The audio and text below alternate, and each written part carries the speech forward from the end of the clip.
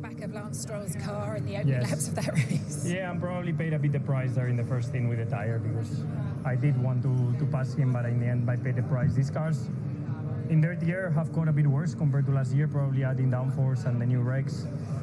They are starting to become a bit like the old cars, where the dirt air is becoming a limitation, and today wasn't that easy to pass, but yeah.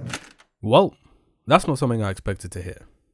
Whenever new regulations are introduced in Formula One, doors of opportunity for innovation are opened. At their core, rules have always been changed to preserve driver safety, with the most prominent development in recent history being the halo.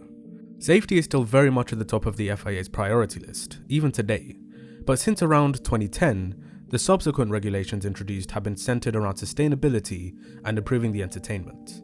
For example, limited testing and restricting the number of engines used per season are just a couple of instances to reduce costs.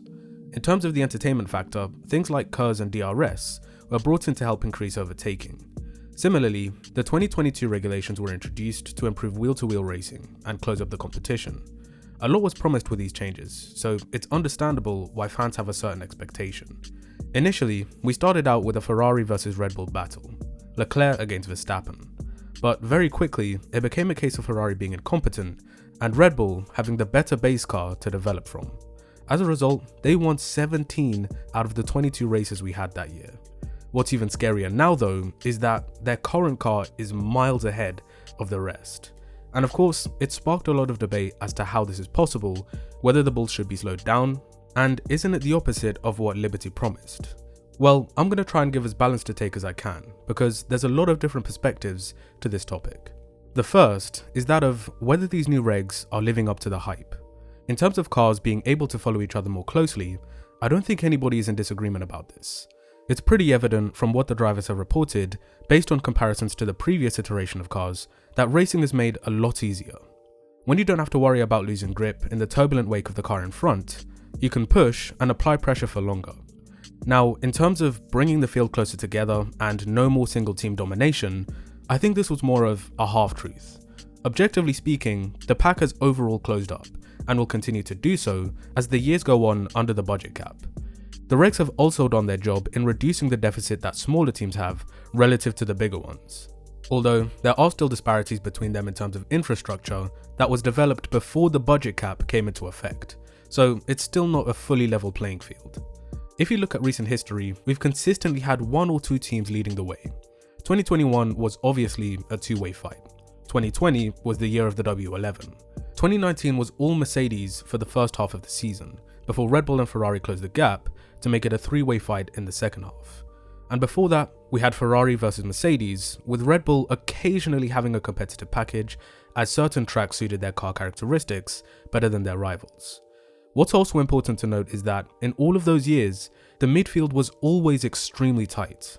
Whether it was McLaren, Renault and Racing Point, or whether it was AlphaTauri or Haas entering the mix, there's always been a group of around 3 to 4 or maybe even 5 teams behind the big three. And then finally, you have the tail end of the grid, which generally consists of around 2 to 3 teams that you know for a fact will get lapped every race. So has that changed under these new regs? Well, I'd say this season is a slightly better version of 2020, considering we have a three-way battle for the second fastest team, and behind that, an even tighter midfield. Part of me still feels that this year's Ferrari isn't living up to its full potential, then we'd see a clearer gap between themselves, Aston Martin and Mercedes. So in that sense, I'd say it's actually very similar to 2020, just with the team swapped around.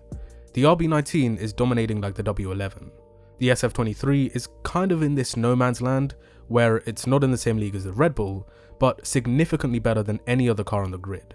A bit like the RB16. And I know Jeddah tells a different story, but if you consider Bahrain, where Leclerc realistically should have been third very comfortably, there's definitely pace in that car. Aston, Merc and Alpine are the ones spearheading the midfield, and then you have a slight gap between them and the rest of the grid, which is extremely close together. In my opinion, the point regarding the prevention of one single team winning everything was purely to do with marketing. No matter what regulations you introduce, you simply can't hinder innovative engineering. And yeah, I'm afraid that can result in Formula One becoming predictable, but that's just the nature of the sport. I said this when Hamilton and Vettel were dominating, therefore I'm keeping the same energy with Red Bull and Max right now. A wise Aussie once said, "Don't be bitter, be better. Regardless of one's opinion about them, they are the best combo in F1 at this present moment in time, and it's up to the others to change that. Due to breaking the financial regs in 2021, they have wind tunnel restrictions that will come into effect later in the year. A lot of people might be confused why they're only getting penalised now, considering they committed the offence 2 seasons ago. Well, as it took until October last year to finalise everything, it meant their base 2023 car wouldn't be affected, as they started developing it well before then. But in all honesty, given how light the punishment is, and the efficiency with which this team have proved to operate, I highly doubt they'll be affected that much, if at all. Who knows, they might even extend their advantage if they're on point with everything. Which, bruh, if they manage to do that, then that would be insane. They already have well over a second a lap in race pace over the next fastest team. Extending that advantage would be ludicrous. So, what should the FIA do about it? I mean, they outlawed a number of things mid-season with the W11 simply because Mercedes were too good. Banning engine modes and DAS, which were perfectly legal under the regs, but nothing was done about Ferrari's legal engine in 2019, that seems pretty inconsistent. And this links well with what I was saying earlier. The FIA are moving towards making decisions in the spirit of improving the competition. But the reason why this doesn't always work is because teams can just keep finding ways around it. Mercedes still remained the best team even after the reg changes in 2017, which were brought in to help Red Bull and Ferrari close the gap. In that same token, there's no silver bullet that's going to make Red Bull's advantage magically disappear. The only thing that we're going to see happen is teams make protests to force the FIA to make changes that they think will slow them down. But that's the key word, think. There's no guarantee that it will, nor should it. Red Bull should be given the opportunity to overcome the obstacles that are placed in front of them. In that case, it won't be a new technical directive that takes them out, but them failing to adapt well enough to the changes. A bit like how Ferrari were hit so hard by the TD39 changes last year. Despite being one of the cars with the highest rates of porpoising, it was still fast and relatively drivable under braking. Now that directive has been removed, maybe we'll see them close the gap. The best way I can see a large portion of Red Bull's advantage being pruned is if some sort of ban is put on the trick they're using to get the most out of DRS. But even me just saying that feels wrong. They discovered that advantage and therefore should be allowed to keep it. I'd rather other teams just copy it. But at the same time, that's not the easiest thing to achieve due to the differences in mechanical setup. In addition to this, Mercedes were never given that privilege, so it also seems a little unfair to thwart one team but not another for dominating. Every regulation cycle always has its loopholes.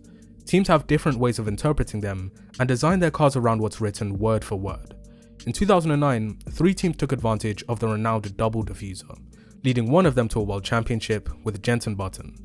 In 2011 though, it was banned under safety grounds. The role of the FIA is to intervene in these situations to prevent cars from becoming dangerously fast or too unsafe to drive.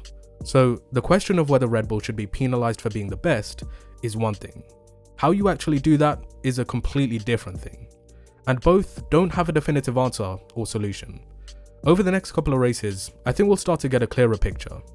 If it becomes apparent that Red Bull are just running away with it, then for the sake of maintaining F1's new audience, I think they'd be forced to step in and do something about it. But if other teams can eventually become a bit of a headache for them, then I don't think anything should be done. Part of the beauty of sport is a team's ability to overcome challenges. It makes achieving success that much sweeter. For any team wishing to leapfrog Red Bull in this current era of F1, they simply need to be better, like Daniel Ricciardo said about Mercedes in 2020. The onus is not on the people doing the best jobs to shoot themselves in the foot.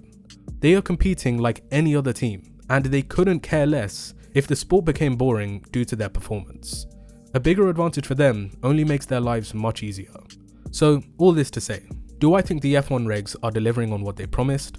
I'd say yes, but not to the extent we perhaps imagined they would. But those are just my thoughts on the matter. What about you guys? Do you think the current era of cars are living up to the hype? And should Red Bull be penalised? Let me know what you think down in the comments below. As always, if you enjoyed, drop a like on the video, share it around with your friends, and subscribe to the channel with bell notifications to keep up to date with my latest content in the future. And as always, I'll see you in the next one.